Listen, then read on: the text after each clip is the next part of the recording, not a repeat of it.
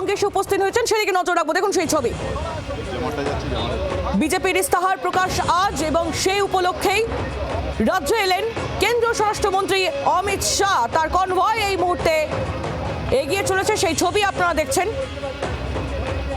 কেন্দ্রীয় স্বরাষ্ট্রমন্ত্রী অমিত শাহ তিনি কলকাতায় এসে উপস্থিত হয়েছেন, আর কিছুক্ষণের মধ্যেই বিজেপির ইস্তেহার প্রকাশ, সেই অনুষ্ঠানে কেন্দ্রীয় স্বরাষ্ট্রমন্ত্রী তিনি নিজে থাকবেন, তিনি ইস্তেহার প্রকাশ করবেন এবং সেই উপলক্ষেই রাজ্যে এলেন কেন্দ্রীয় স্বরাষ্ট্রমন্ত্রী অমিত শাহ। ভোটবঙ্গে আজ বিজেপির ইস্তেহার প্রকাশ, যে ইস্তেহার প্রকাশ করবেন কেন্দ্রীয় স্বরাষ্ট্রমন্ত্রী।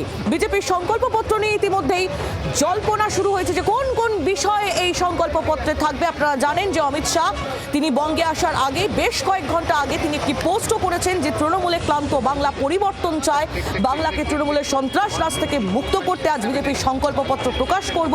অর্থাৎ সংকল্পপত্র প্রকাশের আগেই তৃণমূলকে নিশানা করেছিলেন কেন্দ্রীয় স্বরাষ্ট্রমন্ত্রী, আর এবার তিনি চলেও এলেন। সরাসরি নজর রাখবো, অয়ন ঘোষালের সঙ্গে কথা বলবো, আমাদের প্রতিনিধি রয়েছেন সরাসরি আমাদের সঙ্গে। অয়ন, ইতিমধ্যেই চলে এসছেন কেন্দ্রীয় স্বরাষ্ট্রমন্ত্রী।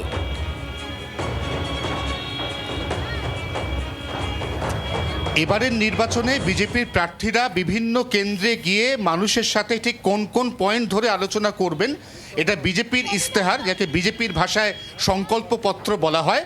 এই সংকল্পপত্রের আনুষ্ঠানিক উদ্বোধন এবং ঘোষণা করার জন্য কেন্দ্রীয় স্বরাষ্ট্রমন্ত্রী রাজ্যে বিজেপি স্টার ক্যাম্পেনার, কেন্দ্রীয় নেতা এবং বিজেপির second in command Amit Shah কিছুক্ষণ আগে দমদম বিমানবন্দরে অবতরণের পর সোজা চলে গেলেন নিউ টাউনের একটি 5 তারা হোটেলে। এই হোটেলেই বিজেপির সংকল্পপত্র প্রকাশিত হবে এবং এই সংকল্পপত্র প্রকাশ ছাড়াও আজকে অমিত শাহের বেশ কিছু রাজনৈতিক কর্মসূচি থাকছে, যার মধ্যে অন্যতম গুরুত্বপূর্ণ স্ট্র্যাটেজি মিটিং। এই স্ট্র্যাটেজি মিটিংটা আনঅফিসিয়াল, ছোট করে মিটিং হবে, কিন্তু এই মিটিংয়ের মধ্যে দিয়ে প্রথমত দলের যারা শীর্ষ সারির নেতা তাদেরকে আরও কিছু গাইডলাইন দেবেন অমিত শাহ। কারণ প্রথম দফার নির্বাচন, সেই নির্বাচনের আগে মাত্র 12 দিন হাতে পড়ে রয়েছে। আজকে 10 তারিখ, প্রথম দফার নির্বাচন 23 তারিখ। অতএব সেই নির্বাচনের আগে সেই কেন্দ্র, সেখানে কিন্তু দলীয় কর্মীদের প্রার্থীকে নিয়ে ঝাঁপিয়ে পড়তে হবে অল আউট প্রচারে।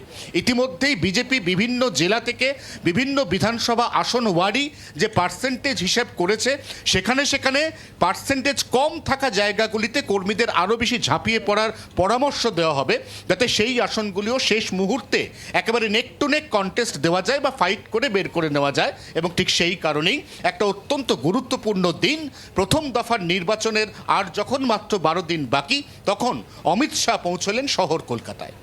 একেবারেই অয়ন, সেই ছবি আমরা দেখতে পাচ্ছি। আজ অমিত শাহ তিনি বিজেপির ইস্তেহার প্রকাশ করবেন, আর কিছুক্ষণ পরেই সেই অনুষ্ঠান রয়েছে। এবং এছাড়াও অমিত শাহ তার আজ একাধিক কর্মসূচি রয়েছে। ভোটবঙ্গে আজ বিজেপির ইস্তেহার প্রকাশ করবেন স্বয়ং কেন্দ্রীয় স্বরাষ্ট্রমন্ত্রী অমিত শাহ, এবং সেই উপলক্ষেই তিনি কলকাতায় এলেন। সংকল্পপত্রে বাংলার জন্য কি কি চমকের সম্ভাবনা রয়েছে সেই নিয়ে ইতিমধ্যেই একটা জল্পনা শুরু হয়েছে। কোন কোন বিষয় আজ বিজেপির এই সংকল্পপত্রে থাকবে সেগুলোর একটা সম্ভাবনা, সেখানে মহিলা এবং যুব কল্যাণ নিয়ে বিশেষ ইঙ্গিত থাকতে পারে, এবং লক্ষ্মীর ভাণ্ডার থেকে শুরু করে আরও একাধিক যে জনকল্যাণ কর্মসূচি, জনকল্যাণ বিষয়গুলি আমাদের রাজ্যে এই মুহূর্তে চলছে, সেইগুলিতেও জোর দেওয়া হতে পারে, এবং সেগুলির টাকা ভাতা বৃদ্ধির একটা সম্ভাবনা রয়েছে। সেগুলো যুবসাথী রয়েছে, লক্ষ্মীর ভাণ্ডার রয়েছে, একাধিক বিষয় এমনটাই সম্ভাবনা উঠে আসছে। সেক্ষেত্রে কি কি বিষয় থাকে সেদিকে আমাদের নজর থাকবে। অয়ন, ধন্যবাদ তোমায়।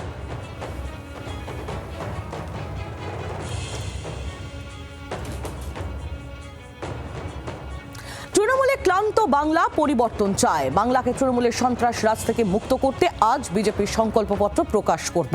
সমাজ মাধ্যমে এই পোস্ট কেন্দ্রীয় স্বরাষ্ট্রমন্ত্রী অমিত শাহ। তুলে ধরছি আপনাদের সামনে, সংকল্পপত্র প্রকাশের আগেই তৃণমূলকে নিশানা কেন্দ্রীয় স্বরাষ্ট্রমন্ত্রী। ইতিমধ্যেই তিনি বঙ্গে এসেছেন, সেই ছবিও কিছুক্ষণ আগেই আপনাদের দেখাচ্ছিলাম, এবং সোজা তিনি রওনা দিয়েছেন নিউ টাউনের একটি 5 তারা হোটেলের উদ্দেশ্যে, যেখানে বিজেপির সংকল্পপত্র প্রকাশ হবে। এবং সেই অনুষ্ঠানের বেশ কয়েক ঘন্টা আগেই একেবারে তৃণমূলকে সরাসরি নিশানা কেন্দ্রীয় স্বরাষ্ট্রমন্ত্রী। আমরা এই নিয়ে কথা বলেছিলাম তৃণমূল কংগ্রেস নেতা জয়প্রকাশ মজুমদারের সঙ্গে, তিনি কি বলছেন শোনাবো।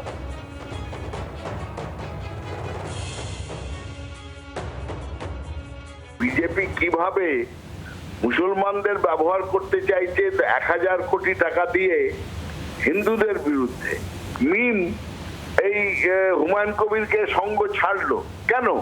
এইসব ঘটনা আসছে একটা বৃহত্তর ষড়যন্ত্র, পেছন থেকে পয়সা দিয়ে টাকার জোরে বিজেপি করেছিল।